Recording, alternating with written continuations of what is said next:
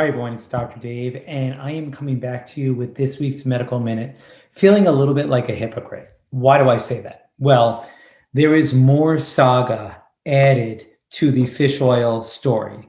There was a study released today called the Strength Trial that looked at treating patients with elevated triglycerides. Most of them were diabetic, with high strength fish oil, equal parts EPA, DHA. And they looked at 13,078 patients, and they treated one group with the potent EPA, DHA fish oil and another group without. And they found that there was no difference in events, meaning heart attacks, strokes, death, requiring stents. There was no difference between the two groups. So this doesn't make sense because we've been talking about fish oil, how it's beneficial, right? Beneficial for heart disease. We had a couple weeks ago, I had a video on a study that showed that fish oil at high dosages can cause plaque or cholesterol to regress, can go from something like this to something like this, and maybe even something like this. But now I'm telling you that there's a study that was released that showed that there was no benefit in terms of events. So what is going on? Well, the confusion started in 2018. There was no confusion back then. There was a study called the REDUCE-IT trial that showed a decrease in heart attack, stroke, death by about 25% in patients with either heart disease or diabetes who used EPA. EPA is one of the fatty acids in fish oil that we think gives us so much, gives fish oil the beneficial properties.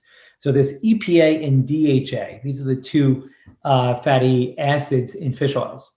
So in the REDUCE-IT trial that was good, that we saw benefit, it was mostly EPA. I think it was all EPA actually. In the Strength trial, they used EPA and DHA together.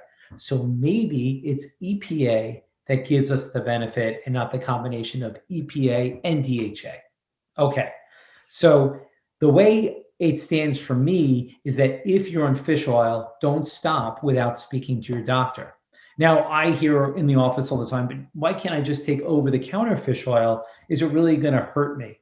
Well, the answer is I don't know, but I want to caution you that if you are taking fish oil, a couple of things. Number one, fish oil is a blood thinner.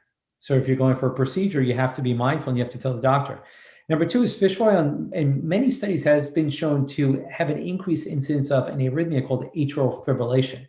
So before we tell everybody in the world, just take over-the-counter fish oil because it's not dangerous, it's not bad, I really think that you have to individualize this decision and speak with your doctor.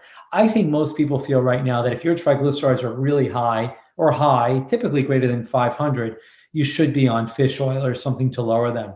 But again, this is a discussion to have with your clinician. So if you're confused, don't feel bad. Many cardiologists are right now. And I think what we have to do is we need to wait for even more studies to figure out, is it the EPA or is it the EPA and DHA? Which combination is best and at which dosage? So until then, stay tuned and I'll keep you updated. This is Dr. Dave.